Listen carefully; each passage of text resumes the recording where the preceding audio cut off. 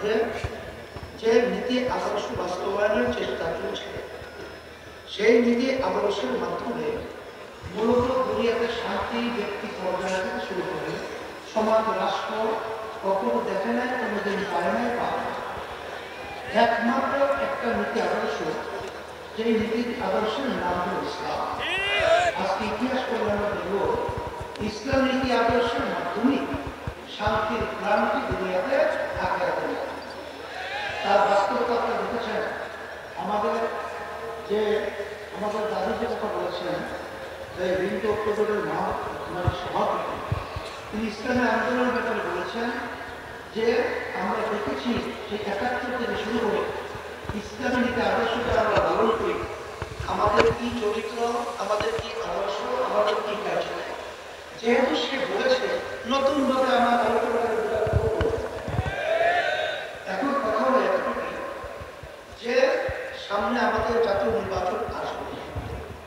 এই নির্বাচনের মধ্যে সবচেয়ে এই নীতি আদর্শ বাস্তবায়নের জন্য উল্লেখযোগ্য ভূমিকা পালন করতে হবে যুবকদের।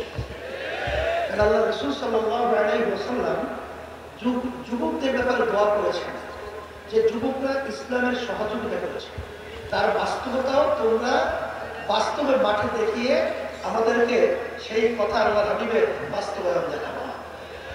এটাকে আমরা আশা করতে পারি আলহামদুলিল্লাহ। তাহলে কি করতে হবে তোমরা তো জানো, তোমাদের সভাপতি তিনি বলেছেন যে আমাদের কেন্দ্রীয় পর্যায় পর্যন্ত আমাদের শক্তি বাড়াতে হবে।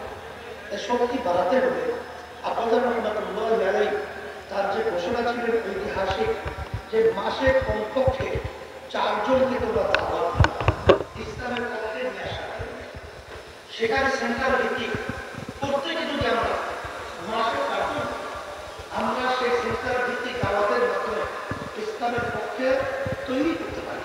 আমার মনে হচ্ছে সেদিন বেশি দেরি নয় যে বাংলাদেশের মধ্যে রাষ্ট্রীয় পর্যায়ে ইসলামী নীতি আদর্শ আল্লাহর রহমতে বাস্তবায়ন হবে।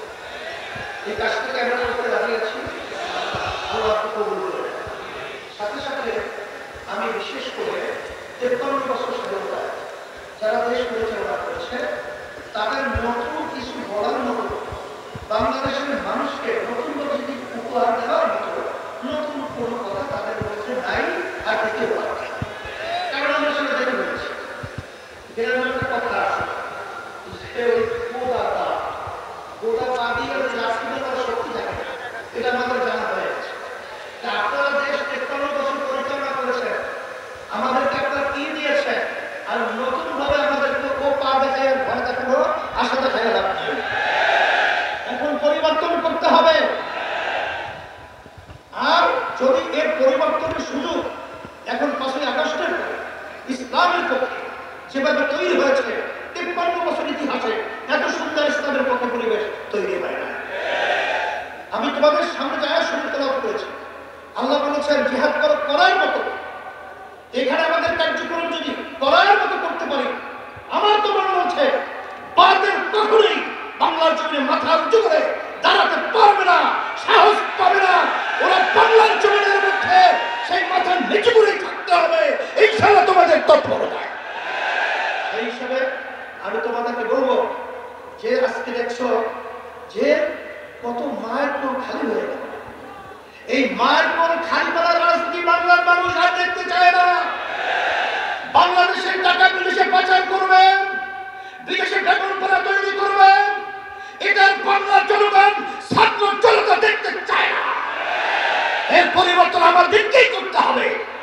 এই পরিবর্তনের জন্যই যদি আবার প্রয়োজন হয় আমরা আবার রক্ত দেব, আমরা জীবন দেব, তারপরে দেশকে সুন্দর দেশ করার জন্য রাজপথে থাকবো। থাকার জন্য কে কে রাজি আছে? আল্লাহ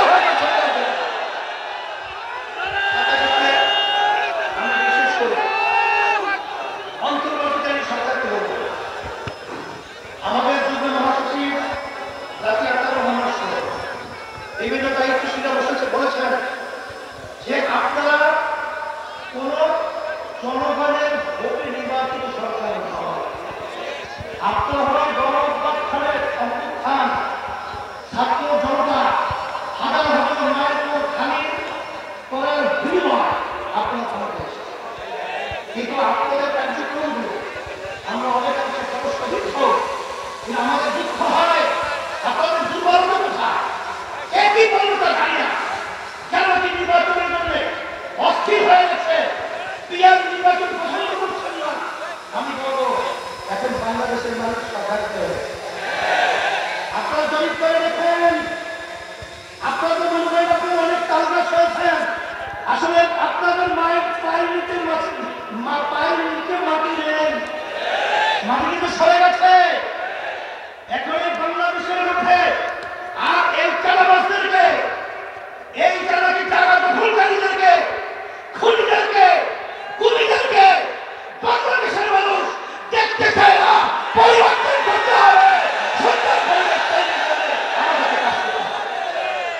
এখানে আমি বিশেষ করে বলবো, যারা কি হাজার হাজার মার্ক খালি করেছে তাদেরকে আবার নির্বাচনের জন্য আহ্বান করছেন, আপনারা কি ইঙ্গিত দিচ্ছেন?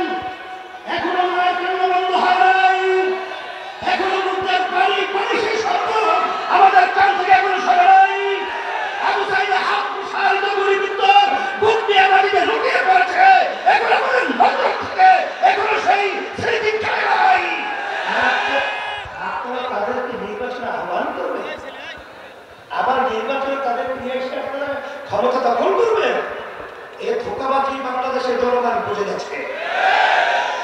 তাই আমরা বলবো, যারা নাকি বিভিন্ন সময় লক্ষ্য করেছি যে আপনারা সাধারণ ক্ষমা আবার কেউ তাদেরকে নির্বাচনে আহ্বান করে এইসব ধোঁকাবাজি বাংলাদেশের জনগণ এখন বুঝে ফেলেছে। আপনাদের অবস্থান পরিষ্কার করতে হবে। আপনারা এই স্লোগানের মাধ্যমে তাদেরকে খুশি করতে চান, এটা কিন্তু বাংলাদেশের মানুষ বোঝে। আর এই পাশে আমাদের রাষ্ট্র রয়েছে, নিয়ম ছিল বন্ধুত্ব সুলভ আচরণ আমাদের সাথে করবে, কিন্তু তাদের আচরণে আমরা বন্ধুত্ব খাই না। তাদের দোষদেরকে খুশি করবেন এবং তাদেরকে নিয়ে আপনার ক্ষমতায় যাবেন না, এটা কখনোই হবে না, আর হতে দেওয়া যাবে না। আর পিআর সিস্টেমের মাধ্যমে বাংলাদেশের জাতীয় সরকার গঠন হবে। আপনারা কেন চাচ্ছেন না? আপনাদের ভয় কোথায়? আবার আপনারা এই নির্বাচন পদ্ধতির মাধ্যমে এককভাবে ক্ষমতায় গিয়ে আবার আপনারা বিভিন্ন ধরনের আমাদের উপরে সেই স্টিভ রুলার জুলুমের এটা চাপিয়ে দেবেন, এটা হবে না। এই জন্য পিআর সিস্টেমে যদি নির্বাচন না হয়, ইসলামী আন্দোলন বাংলাদেশ যুব আন্দোলন কনভেনশন থেকে আমরা ঘোষণা করছি, আমরা পিআর সিস্টেমে ওই নিম্নপক্ষ বলেন উচ্চপক্ষ বলেন সব সেক্টরেই পিআর সিস্টেমে নির্বাচন হতে হবে। প্রত্যেকটা ভোটারের তাদের ভোটের অধিকার বাস্তবায়িত হবে। বাংলাদেশের জাতীয় সরকার হবে, নাহলে আমাদের আন্দোলন করার প্রয়োজন হলে আন্দোলন করব, সংগ্রাম করব, পিআর সিস্টেম নির্বাচন বাস্তবায়ন করে ছাড়বো ইনশাআল্লাহ।